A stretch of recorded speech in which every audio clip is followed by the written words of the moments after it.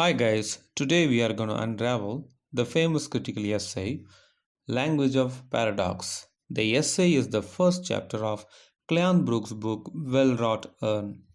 Cleanth thinks that paradox is not a mere literary device, but for him, the language of poetry is the language of paradox. This literary legend in this essay about poetry points out that poets don't use direct statements but express their thoughts and ideas in poetry using paradox. Now let's talk about Cleanth himself. He was a professor for 15 years at Yale University and a key figure in New Criticism. He was a leading 20th century American literary critic. He influenced American literary studies and was inspired by modern critics like T.S. Eliot, I.A. Richards, and Emerson.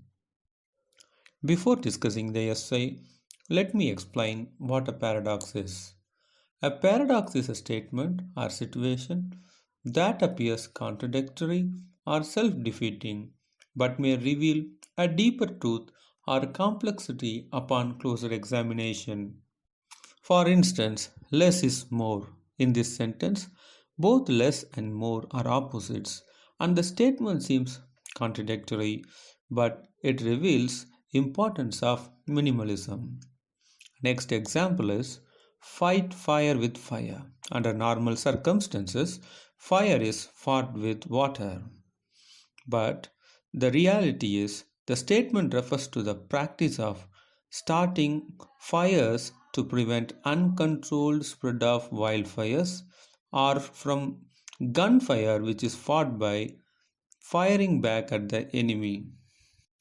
According to Cleanth, paradox is the most appropriate and ideal device for poetry to convey thoughts as well as emotion. In this essay, he gives difference between scientific language and poetic language. In scientific language, the language employed is refined and clear. It is fixed and objective. It is full of facts presented in a dull and boring manner. It is so lifeless with a lot of direct meaning, and the reason is that they don't use literary devices like paradox. On the contrary, the poetic language is more flexible. Poets construct their language as they go and define their own rules. A poet has an active role in shaping of what literature means. A poetic language is vibrant with both denotation and connotation. That means a poetry has both surface level meaning as well as interpretive meaning. Hence, Cleanth believes that paradox is the language appropriate and inevitable to poetry. In this essay, he talks about Oscar Wilde and Chesterton about being expert in verbal paradox. He also recognizes Curvens, Stern, and Borges as masters of situation as well as verbal paradoxes. To prove his point of view about paradox, Brooks has employed three diverse examples from English poetry. He has given an example of William Wordsworth's poems. It is a beauteous evening, calm and free, and lines composed upon Westminster's Bridge. And the third example is from John Donne's famous poem, The Canonization. Talking about paradoxes in William Wordsworth's poetry, Brooks states that language of William Wordsworth is the language of paradox. As a romantic poet, William Wordsworth emphasized simplicity of thought and lucidity of expression in poetry. But Cleanth Brooks thinks that Wordsworth's poem It is a beauteous evening, calm and free, is pregnant with paradoxical statement. The poem begins with the line, I quote, It's a beauteous evening, calm and free.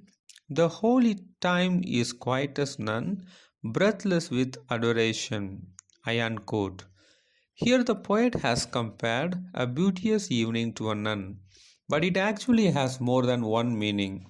The poet is filled with the feeling of worship at the holy time of evening, but the girl who walks beside him is not in that frame of mind of worship. But the poet says, though the girl is less worshipful, she is on the bosom of Abraham.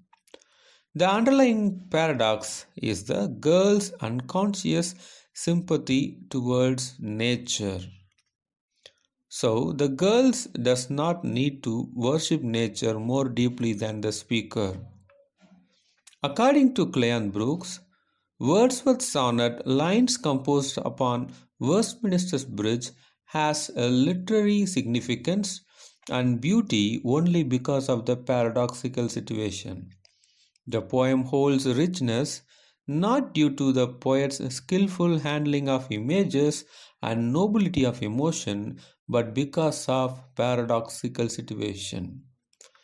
Though London is a man-made marvel and in many respects in opposition to nature, the speaker of the poem does not view London as a mechanical and artificial landscape, but as a landscape made up entirely of nature. Seems contradictory, right? But he reasons out that since London was created by man, and man is a part of nature, London too is a part of nature. In the poem Canonization, the speaker addresses a silent listener who may be deemed as a sign of practical world which considers love as useless and meaningless affair. The two lovers escape from the conventions, rules, and bindings of the secular world. The poet the poet says, or chide my palsy or my gout, my 5 grey hairs or ruin fortune flout. The lover in these lines tells the listener that he should not consider his love disease and immoral and asks him to confine himself to other flaws, his palsy and his approaching old age. Cleanth Brooks, in the conclusion part of the essay, states that the title of the poem Canonization itself is a paradox.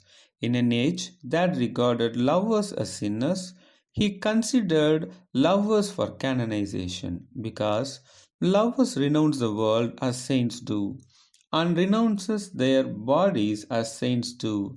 Lovers do for the sake of love and saints do for the sake of God. To conclude, we can understand that Cleanth Brooks seems to agree if there is no paradox, there is no poetry, since paradox is the making of poetry. Thank you.